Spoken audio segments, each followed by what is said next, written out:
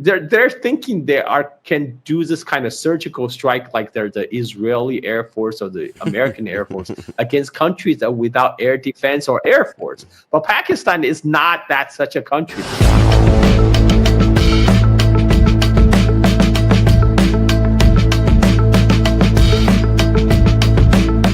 The AWAC planes allow the Pakistani Air Force to see the Indian fighter jets before the Indian fighter jets could detect the Pakistani fighters. And then they relay the coordinates of those Indian fighters, including the French Raphael jets, back to the J-10Cs in the Pakistani Air Force. So once the Pakistani pilots in their J-10C receives their attack coordinates from the AWACS planes, they just lock their missiles, fire, and that's the rest was history. You must have seen the presser of our AVM, the media guy of the Air Force. He also made us listen to an audio. Was that audio also possible because of that plane?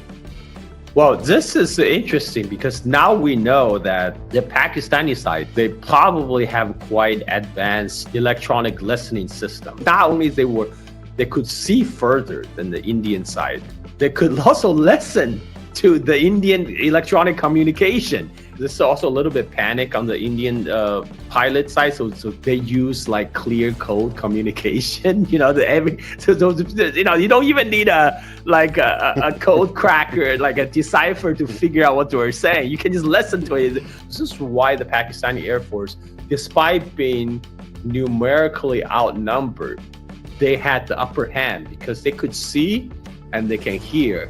But if all of your media, if everyone is all saying crazy shit, then there's a problem. That's not free.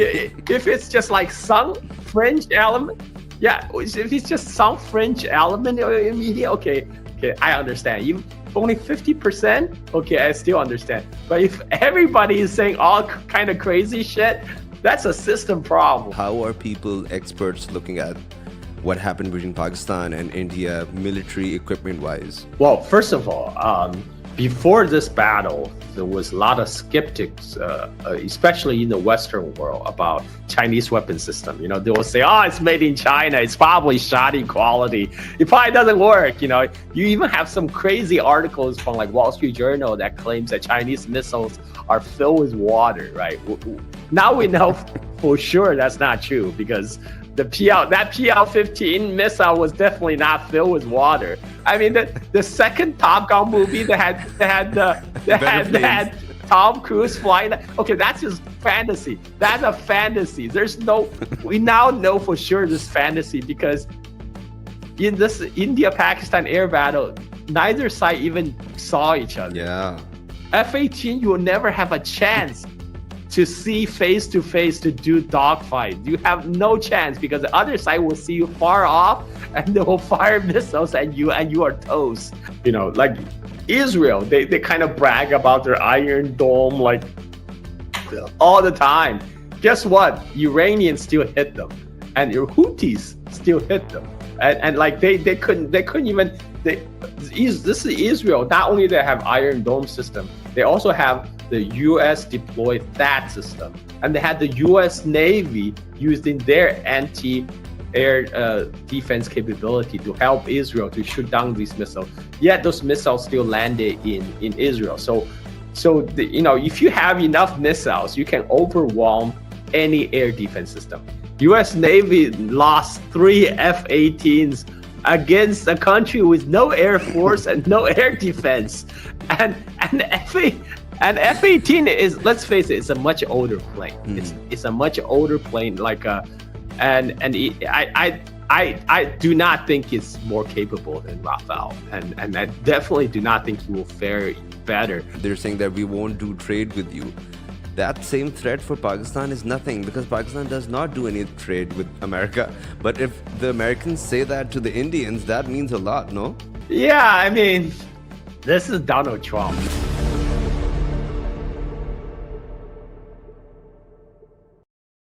First of all, I just want to know your side of the story. How do you see this skirmish between Pakistan and India? This has been a ongoing issue for a while, and And the timing of the latest escalation was kind of interesting, because this happened at a time when United States is actively trying to rope in India on its China containment bandwagon. And to talk about timing, it happened right. The attack in Kashmir happened right after Vance went to India, right? He was in Vance India, yeah. famously for his timing, he went to see the Pope. Then Pope dies. Then he went to India, and then This the happens. Kashmir attack happened. And it looks like Indian government is they're playing politics. I mean, this is based on how the operation from India's side went from the beginning, because they made a conscious decision on the first day. At least on the first day, they did not target Pakistani military installation. They did not target Pakistani Air Force air base or anti-air defense. They targeted what they claimed to be terrorist camp inside Pakistan. So they didn't military installations. We know that, which you would, if they didn't target military installation, what did they target? Right? They target civilians, and this is what Pakistan side is saying. They targeted civilians, but the mission, as defined by the Indian Air Force in the beginning, seems limited, because they seem to think they can carry out this so-called surgical strike against soil inside Pakistan without retaliation, and possibly because they're also trying to avoid further escalation into a full war. And this tells me that the Indian government was doing this mostly to kind of satisfy the Indian public's outcry for revenge after the Kashmir attack. And so they felt like, if we do this, this will satisfy our public. You show our strength. You show that, we are decisive. We did this thing. We're hitting them back, and it's a crowd pleaser, right? Because the tension between India and Pakistan, they know this will work to their advantage. But there's a famous saying that war is an extension of politics, and in a way, the Indian Air Force, the way that the planned operation, they're kind of doomed to fail from the beginning, because it's either arrogance or wishful thinking that they think they will face no retaliation from the Pakistan side. And this happened at a time when they have been telegraphing their attack way in advance. The Pakistan side knew something was going on. India side, they have been announcing they're going to do something. So, for days, the Pakistani Air Force have been on full alert. They have planes patrolling the border, patrolling the airspace, ready for Indian attack. And yet Indian Air Force chose to attack, and thinking that they can strike with impunity, without retaliation. I mean, that's foolhardy. And from the debriefing that was given by the Pakistan Air Force afterwards, we can see that every move on the Indian side was visible to the Pakistani Air Force through their radars. So here you have a bunch of Indian planes they're armed to carry out ground-to-ground attack. I mean, maybe they also have escorts, but they were designed to launch bomb from the Indian airspace, so they can claim they did not violate Pakistan airspace, yet they're launching bomb against Pakistani soil. And somehow they think they can get away with it without retaliation. I mean, that's like I say, it's either naive thinking or very foolhardy. And I think this is the fault fully falls on the Indian politicians who made the decision to carry out the strike. And And then what we know is that Pakistani Air Force was ready for them. They have been ready for A lot of days. weeks, being on high alert, expecting this attack. And when the Indian Air Force made their move, the Pakistani side waited for them to make the first attack, and then they retaliated. And we saw the results. Even though Indian media is trying to paint a whole different picture, but the I mean, it's pretty obvious, I think, to everyone, including the world media at this point, that it was a Pakistani victory in the air, especially in the first day. You have multiple Indian aircraft down. This was confirmed. This was first reported by Indian media. The Hindu reported that Indian officials said there were 3 Indian jets down on the side of Kashmir. And yet, the Hindu was under some pressure, apparently, to retract their article. But CNN follows suit. The CNN followed up on the interview of French intelligence official who confirmed that at least one Raphael jet has been shot down from the Indian Air Force. And then you have American officials spoke to Reuters who confirmed that, yes, Pakistani Air Force Chinese-made J-10C shot down at least 2 Indian jets. So we know we have at least 2 confirmed kills, on the Pakistani side. Of course, on the Indian side, of course, the Pakistani Air Force claimed there were 5 to 6 jets were shot down. We still need more third-party confirmations, but we know that in the first day of engagement, the Indian Air Force got their nose bloodied. And again, I think this is the fault lies fully on the Indian politicians. Because I think the Indian Air Force, they're a professional force. They're just as as good, if not better, than the Pakistani pilots. Pakistani pilots are very, very well experienced because they have been. Many of the Pakistani pilots, they flew for Gulf countries, so they have a lot of experience, a lot of combat experience.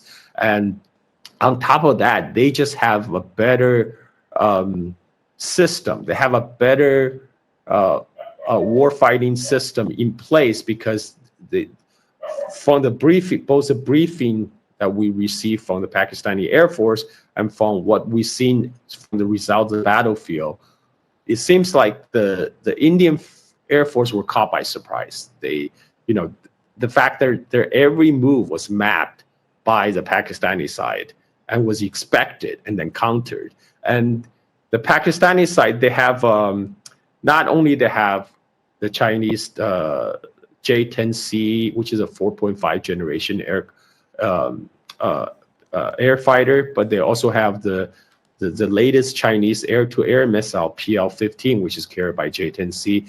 On top of that, Pakistan have an integrated air defense system, and they use the AWACS planes, which can detect the Indian fighters before the Indian fighters could detect any movement on the Pakistani side.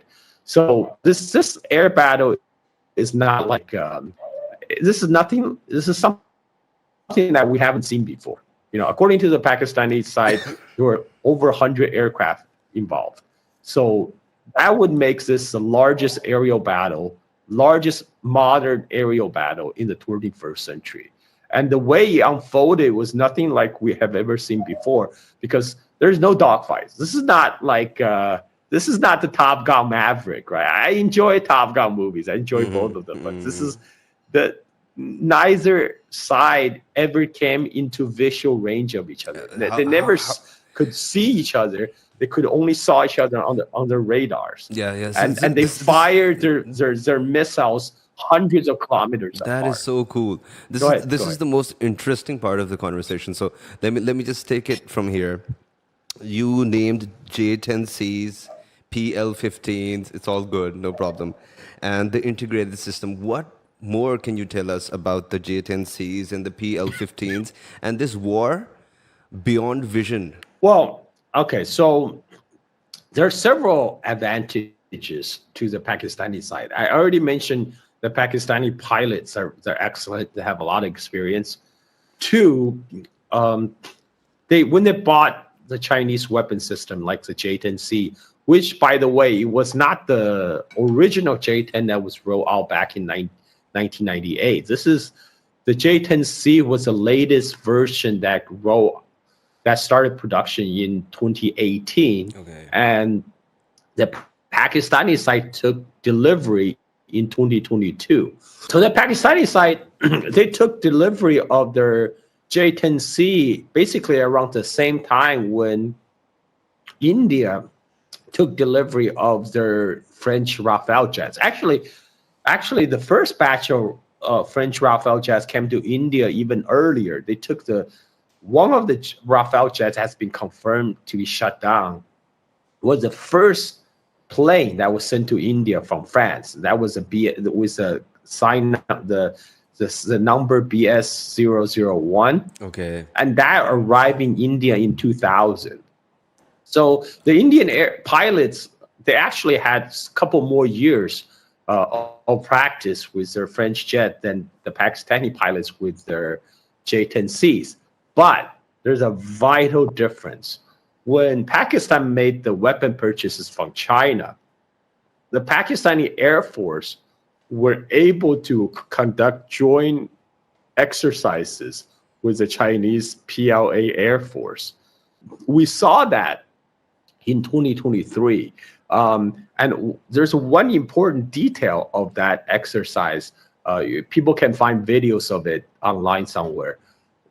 I watched the video again. I saw the AWACS planes was taking off in the background.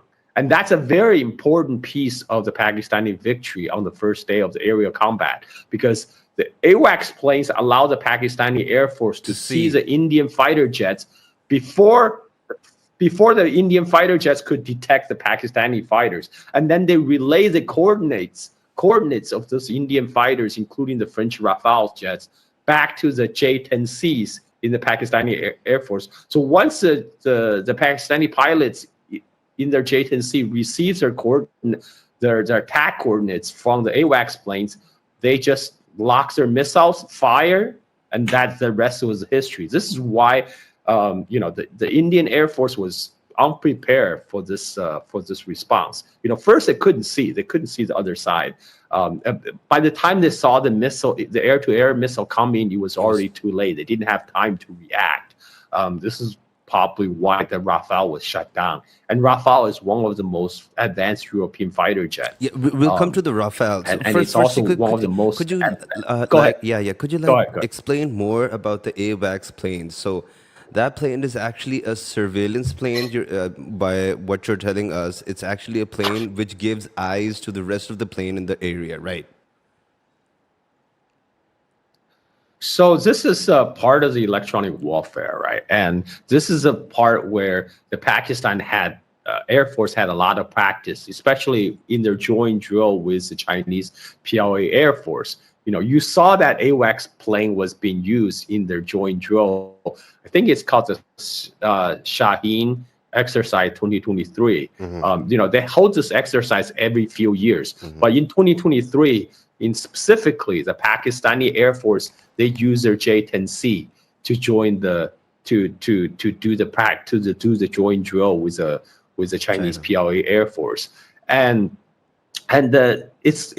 because a modern battleground is about system integration. The environment. And the Pakistan Air Force were able to leverage everything they have in their arsenal. So the AWACS plane, they're also called the early warning, early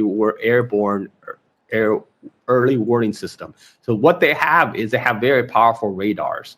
They can cover a much wider range than the corresponding fighter jet, than either the J-10C or the Raphael. So they could see much further. And then apparently there's a tight electronic integration that happened between the J-10C and the Pakistani Air Force AWACS. The AWACS plane were able to effectively communicate with the JTC. Once they saw the Indian fighter jet, they can send their coordinates, beam those coordinates to the JTC, and once the JTC receives those coordinates, they can use their missiles to lock on those targets and fire those missiles without ever come to face with the Indian fighter jet. Because this fight happened like hundreds away. All the Pakistani air pilots, they saw just tiny dots on their radar, and they press a button that fired their PL-15 missiles, and then the rest is history. Okay, so go ahead. There was another question. You must have seen the presser of our AVM, Aurangzeb, the media guy of the Air Force. He also made us listen to an audio. Was that audio also possible because of that plane? Well, this is interesting because now we know that the Pakistani side, they probably have quite advanced electronic listening system. They were able, not only they could see further than the Indian side, they could also listen to the Indian electronic communication. And that is scary. And also, I think there was a little bit of panic on. This is also a little bit panic on the Indian pilot side. So they use clear code communication. You don't even need a code cracker, like a decipher to figure out what they were saying. You can just listen to it, so this is why the Pakistani Air Force, despite being numerically outnumbered, they had the upper hand because they could see and they can hear. And whereas the Indian pilots were essentially flying blinds because they just got fed with ground targets that were designed to attack. They were given the ground targets where they were going to attack, and they did not, for some reason, they did not expect the Pakistani side retaliation. So they were caught by surprise. And when the French jet Raphael supposedly have very good anti-electronic warfare capabilities, but it looks like it wasn't good enough because supposedly if they could see the air-to-air missile coming, they can deploy some countermeasures. But apparently this happened. They have very short time window to react for the Indian Air Force pilot. So, Carl, what by happens the time is actually saw the air-to-air missile coming, it was too late. I've heard, I don't know, let's just confirm. When a jet gets locked by another jet, doesn't that jet make any sound? So if Pakistanis saw the Indian jets from way beyond they could, and they locked their targets, didn't the Indians know that something is coming after them? Well, I think one thing that happened is the Pakistani side, their J-10C, they turned off their radars. So they were harder to detect because they're relying on their AWAC planes to do the detection for them. And then to map out the coordinates of where the Indian fighter jets are. So, by the time they fired those air-to-air missiles, there's only a fraction of time. I wouldn't say seconds, but maybe fraction of a minute. The Indian pilot could have time to react, and I think by the time they saw the either they did not, somehow their radar did not pick up the PL-15 missile incoming, or by the time they pick up, it was too late. There's several possibilities because the PL-15 air-to-air missile is quite recent. So there hasn't been a lot of information in the NATO airspace, Air Force, or the Indian Air Force. They may not have just enough information for the radar to know the profile of the PL-15, the incoming PL-15, what that radar section would look like. So there's could be that recognition problem, But in any case, what we know, it was not enough time for them to react. Okay, so as you mentioned the PL-15s, we want to know more about the PL-15s. We've heard that the PL-15s are not the same PL-15s, the export versions. They are the original PL-15s that the China gave Pakistan. So do you have more information on this? Well, this is still a lot of speculation on this. So the export version of the PL-15 has a range of about 140 kilometers, whereas the non-export version has 300 kilometer range, which is significantly longer. Double. And so now this is so we there's a speculation that Pakistani side actually received the non-export version of PL-15 from China. We don't know that for sure unless it's confirmed by either China or Pakistan. That's the case. But there's also the fact that the Indian Raphael jets, the only thing they have similar in range is what they call the Meteor air-to-air missiles. However, each Raphael can only carry 2 Meteor missiles, whereas the Pakistani Air Force J-10C, they could carry 10 PL-15 air-to-air missiles. So I mean, like, that's in a head-on fight. There's just much more firepower. There's like 5 times more firepower from the J-10C, and also the fact that as I started from the beginning, the Indian Air Force kind of lost before their operation started, because they were giving a political objective, which was to attack certain ground targets, and they weren't expecting a kind of aerial combat with the Pakistani Air Force. So whereas the Pakistani Air Force were waiting for them.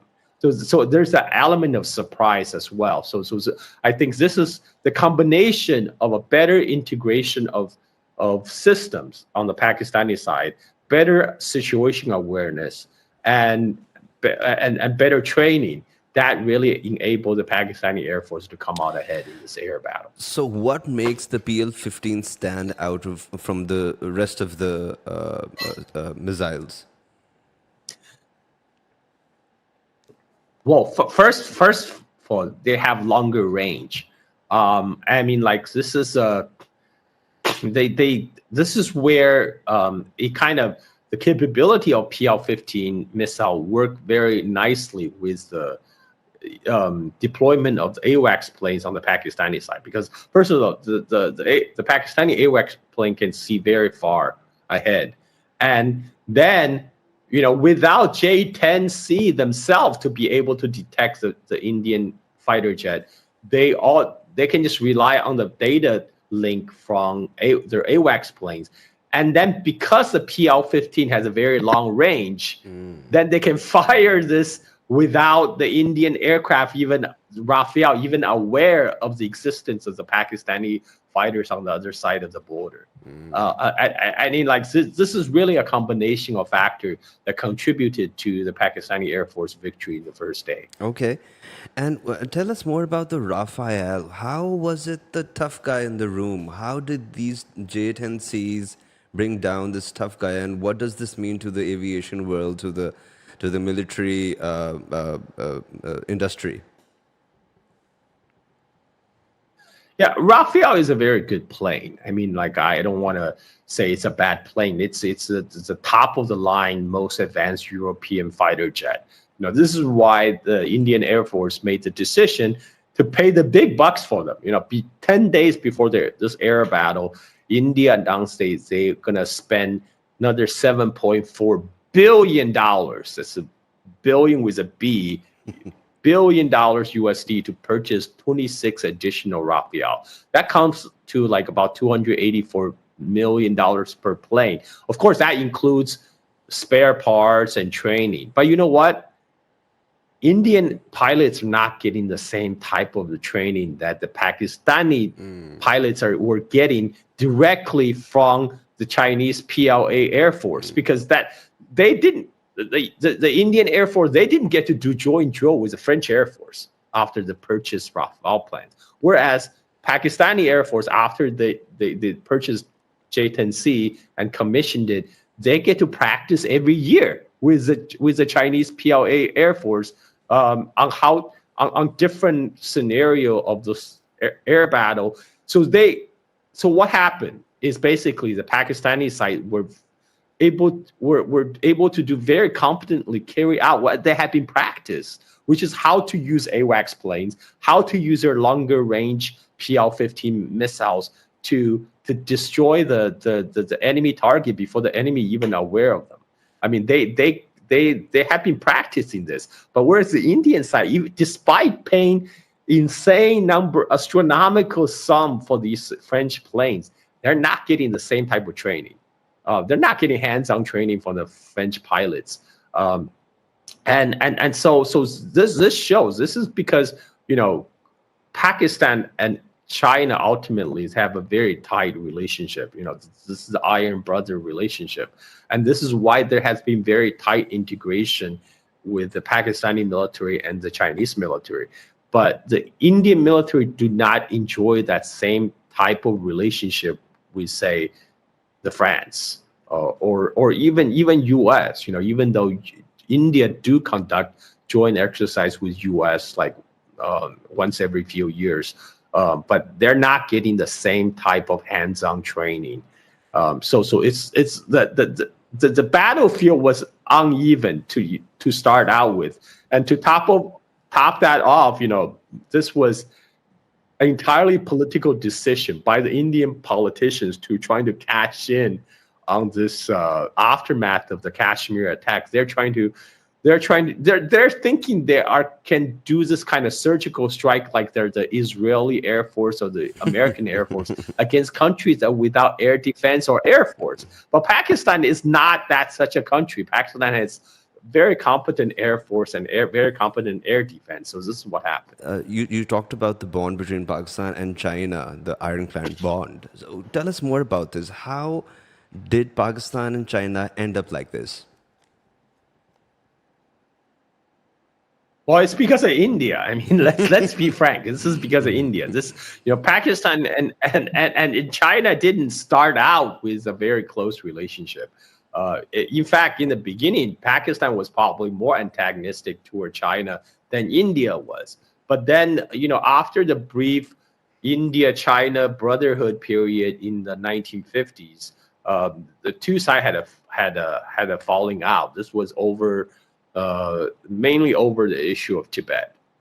And then in 1962, India and China fought a border war. This kind of really shaped the geopolitics of South Asia for the last 60 years, because ever since Pakistan saw opportunity, they saw that now India and China are suddenly on the opposite side. Enemy of my enemy is my friend potentially. So that's when this is when the rapprochement between Pakistan and China started after 1962. But ever since, the two sides has been brought closer and closer. And this is also because of kind of the change in U.S. policy toward Pakistan after Cold War ended. For a while during the Cold War, U.S. was mostly supporting Pakistan versus India because India was more closely aligned with the Soviet camp. But after the Cold War, U.S. did almost like 180. You slap sanction on Pakistan for supposedly proliferation of missiles and nukes, etc. And by the way, China helped Pakistan build its missiles and nuclear program as well. So this is this, and when United States have sanctioned Pakistan, especially withholding the F-16 jets that Pakistan already paid for, this is where China came in. China says, you know what? No problem. We can sell you jets, and this is where Pakistan started. And by the way, there's the reason there's limited participation of F-16 in the recent conflict between India and Pakistan, because as part of the sale of F-16 from U.S. to Pakistan, U.S. had Pakistan government to sign an end user agreement, which says you are not supposed to use F-16 against India. I mean, which severely limits the utility of those F-16s. And whereas, when China sells J-10C or JF-17 to Pakistan, there's no such clause. There's no string attached. This is your plane now. You do whatever you want with it. And so that's a big difference. This is why, Pakistan used mostly J-10C and JF-17 in the most recent fight. And the Pakistan has, we can see that from everything from the Pakistani fighter jet to the Pakistani air defense system. Now it's heavily sourced from China, and this is, and Pakistan also rightly saw that China was rising power. China was becoming the manufacturing superpower of the world, and the two sides' interests coincides in specifically in the South Asian context, because India had been having dispute with both nations. The latest India-China border flare-up was back in 2020. Wasn't that long ago? And so this is why really this is what brought Pakistan and China together for the last 40, 50 years. Okay. So coming back to this episode, how was this episode between Pakistan and India? What difference did this bring, as I mentioned earlier, towards the military industry around the world? How are people, experts, looking at what happened between Pakistan and India military equipment-wise? Well, first of all, before this battle, there was a lot of skeptics, especially in the Western world, about Chinese weapon system. They will say, "Oh, it's made in China. It's probably shoddy quality. It probably doesn't work." You even have some crazy articles from like Wall Street Journal that claims that Chinese missiles are filled with water. Right? Now we know for sure that's not true, because that PL-15 missile was definitely not filled with water. And we saw that the Chinese weapon system works, and at a much, much cheaper price tag. As I mentioned earlier, India had to pay like more than $100 million per plane of Raphael, and then on top of that, pay another $100 million per plane in terms of training and spare parts. Whereas the J-10C, each unit price is about $40 to $50 million. So they're like significantly cheaper. For price of one Raphael, you can get like 4 J-10Cs, which is just as good. And it's like a no-brainer for a lot of countries, especially in the global South. So this is why now we hear talks of Egypt acquiring a batch of J-10Cs from China, because they saw the results. I mean, this result is indisputable. They say proving the pudding. I mean, this you can't get more clear proof than this. So I mean, I think there will be a wider market for Chinese weapon system, especially for countries that have been paying a hefty price tag for Western military products, for Western platform. One is because the price, but two is also U.S. tend to use their weapon sale as a tool to control and shape other countries' foreign policy, right? Just like the end user agreement that made the Pakistani government sign about the use of F-16s. China is not going to tell you how you're going to use your Chinese weapons. They if you pay money, they will deliver. That's it. And so that no string attached policy, is welcome by many countries. And then this also shows that Pakistani Air Force is highly capable. Like India cannot conduct what they think would be like a limited war and prevail over Pakistan, just simply because Pakistan has a very competent Air Force, a very competent air defense, and And in fact, in the mastery of the electronic warfare, apparently Pakistan had, they got a one leg up than the Indian Air Force at the moment. Maybe Indian Air Force will learn their lessons, maybe not, but we'll see.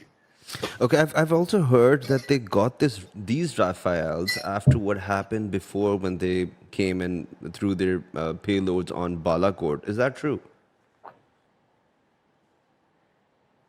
I'm sorry. I've What's heard that? that these Raphaels they got after Pakistan and India had a skirmish before in October when they came into Pakistan, and that Abhinandan episode happened when we got their captain, their wing commander Abhinandan. And then I've heard that after that they were saying because we didn't have Raphaels, so our guys went down. And then after that they got the Raphaels, and this is what happened after it. Yeah, yeah. So the first batch of Raphael was delivered to Pakistan, to India in 2020, and then the incident you referred to, I believe that happened in 2019, Yeah. right? So you'll be right. You'll be correct. The timeline does match. India, because they chose Raphael because Raphael is superior than their existing arsenal, which is composed of the MiG-29 and Su-30. In terms of electronic warfare capability, Raphael is much more capable than those two other planes. By the way, there was also a MiG-29 and Su-30 that got shut down in the Kashmir side.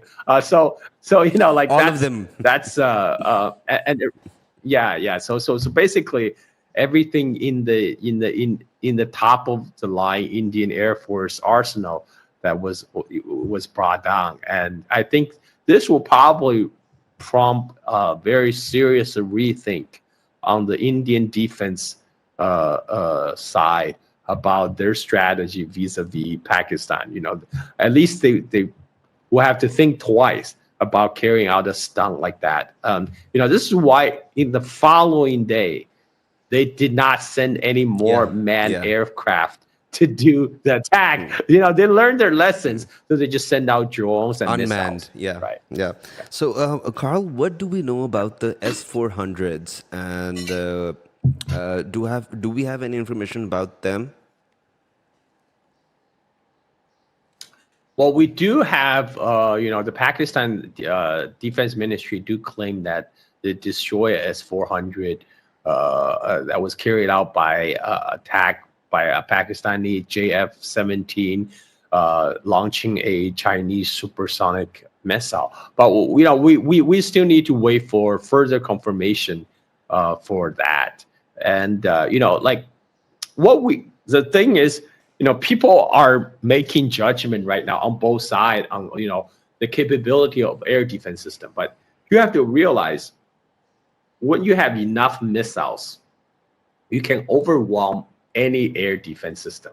Like Israel, they kind of brag about their Iron Dome all the time. Guess what? Iranians still hit them, and your Houthis still hit them, and they couldn't even. This is Israel. Not only they have Iron Dome system, they also have the U.S. deployed THAAD system. And they had the U.S. Navy using their anti-air defense capability to help Israel to shoot down these missiles. Yet those missiles still landed in Israel. So if you have enough missiles, you can overwhelm any air defense system. Now, having said that, from the satellite pictures of the aftermath of the attack, we can see that if you're just simply launching missiles, limited missiles on drone attack, you will not do significant lasting damage. You may bomb a airport or air runway, but those things could be repaired within hours. You're not going to be able to penetrate the really hardened bunkers that hold more expensive jet unless you actually fly over and use those laser-guided heavy bombs. But then that will require you flying to other people's airspace. Then your plane will be liable to their air defense system. So this is what we learned. Like you can lob missiles and drones, but they will not do significant damage to the other side unless you do like a full scale attack that involves your man fighters with heavier weapons, heavier load weapons, and do like a direct attack. But again, that's a further escalation, and also that places your man fighter at direct risk of the enemy's air defense system.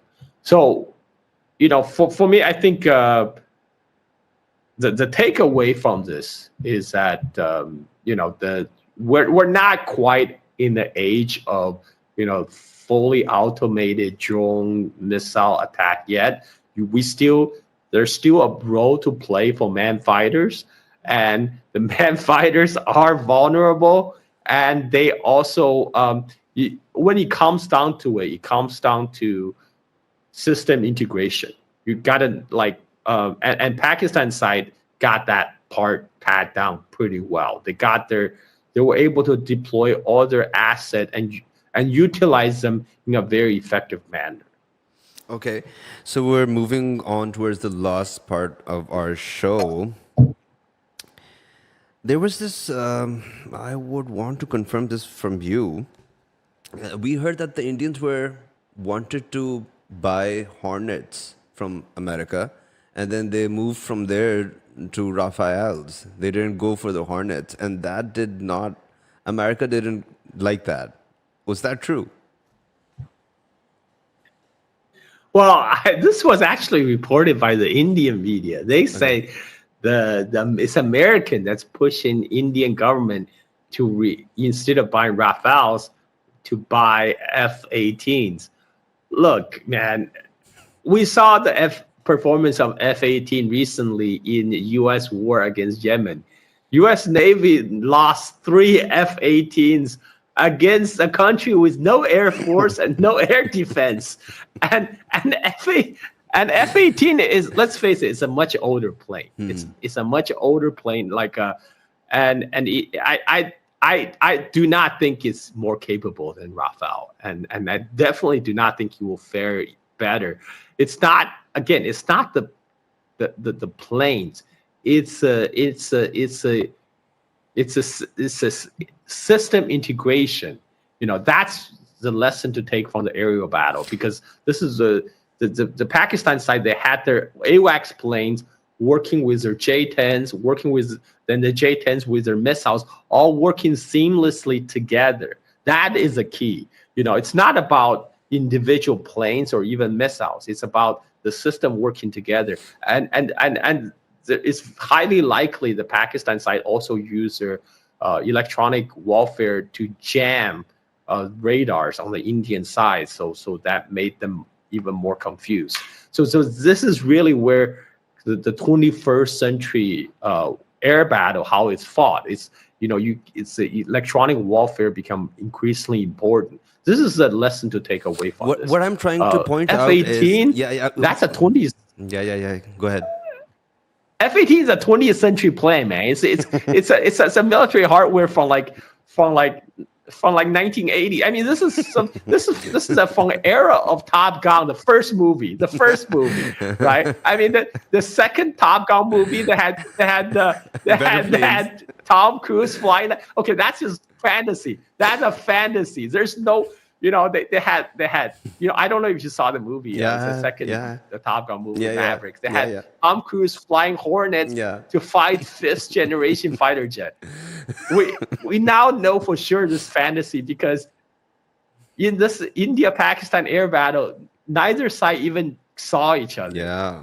F-18, you will never have a chance to see face to face to do dogfight. You have no chance, because the other side will see you far off and they will fire missiles at you, and you are toast. And that's the reality of the 21st century air battle. The whole Hollywood stuff, you gotta have a suspension of belief to fully enjoy it, but that's what it is. Yeah, Hollywood. It's fantasy. What I'm trying to point out is, were the Americans not happy Because some people are saying that they did want to like cut India to size, because of many things. Well, well, I think I'm not sure about that, but I think U.S. always want to use any chance to upsell their military Profits. hardware. They won't sell their best stuff, but they will sell all the kind of the watered down version. And then I'm sure now there will be movement to try to get India to buy F-35s, which will be interesting because if Pakistan gets Chinese J-35 and if the J-35 shoot down F-35, that would be truly embarrassing for United States. Yeah. Forget about Taiwan. You can just see what happens in real battle situation. So yeah, I don't know if U.S. can afford that kind of the damage to their reputation. So we'll have to see. We'll have to wait and see. But actually, threatening India, which is an ally, American ally, they're saying that we won't do trade with you. That same threat for Pakistan is nothing because Pakistan does not do any trade with America. But if the Americans say that to the Indians, that means a lot, no? Yeah, I mean, this is Donald Trump. Trump is slapping tariff on everybody, and recently because he was levying high tariff against China, so the Apple CEO Tim Cook's like, okay, we'll just move enough iPhone production to India to supply the American market, right? So everyone, all the Americans will get made in India iPhones, and everyone else in the world get made in China iPhone. But Donald Trump just recently made a statement. He's like, no, that's not good enough. I didn't say you could move your phone to India and get away with it. I don't want you to move your production to India. I want you to move stuff back to the United States because Donald Trump is still very much kind of like 1980s guy. That's his like heydays. It's like the 20th century, right? That's where his mind is. He's still thinking like he is still. No, literally, he's still like in that same mindset of the trade war against Japan back in the 80s and 90s. And, like, he was very upset with the Japanese when like Japan was supposedly taking over. And so he's still fighting that battle right now. This is why he's slapping tariff on everybody, or even supposedly allies. Not just India, but Europe too. EU, EU got hit with tariff. Japan got hit with tariff. Japan, he slapped 25% tariff on all foreign autos and auto parts, and that doesn't affect China because China doesn't sell any cars in United States. But you in fact impact Japan, Germany, Korea, all U.S. allies. So this is really a Donald Trump thing. So he's just like slapping tariff against everybody and making everybody realize, okay, these guys are not serious people. U.S. is not a serious country. And these jokers in Washington are not serious people. And so I think this is why even before this tariff war, India was actually trying to flip back to be more neutral toward China. They were talking about trade deal. But then when the tariff war first happened, India trying to hatch onto that. They say, oh, okay, we're going to be the first to make a deal with America. We're going to lower our tariff. We'll do whatever they say. But then that's not good enough. And Donald Trump, apparently, Trump said, oh, we don't want Apple to move their production to India. That's not what I want. So India now faced with a choice. Either you continue to partner with this very unreliable and very volatile partner that's Donald Trump's United States, or you make peace and come back to the fold of the BRICS. So this is where we are. Okay. So the last question that I would want you to come towards is, India's media, I know I've been going through your Twitter, your X account, and man, your humor is out of the park. So tell us about the Indian media. What Indian media did during these days, and how did this affect their own performance? Well, India media, it's very similar in a way to kind of the Anglo media in United States, except they take it to the 11. All the lies and propagandas, they just increase it 300-fold, and like they are selling fantasy to the readership. They're painting this bizarro world. Like everybody right now could see.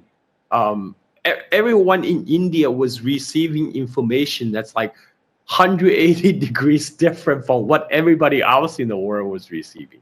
Even when CNN, Reuters, all confirming the Indian fighter jets were shut down and presenting the visual evidence, and you still have the Indian readership of Indian media who have been deluded and say, "Where's the evidence? It's unverified claim." I asked Grok, and Grok said it's unverified. But this is because this is this is because the Indian media. I mean, like, what I often make fun of Indian media. Then some of my Indian followers, this is. Do you understand? Because we have free media, so you Yeah, can have right. people say all kind of things. Okay, I buy that. But if all of your media, if everyone is all saying crazy shit, then there's a problem, That's right? I not mean, free. if it's just like some French element, yeah, if it's just some French element in media, okay, I understand. If only 50%, okay, I still understand. But if everybody is saying all kind of crazy shit, that's a system problem. I mean, like, and I think it's plainly visible in the aftermath of this recent conflict to the people outside of India, how bad Indian media has been in terms of lying to their audience.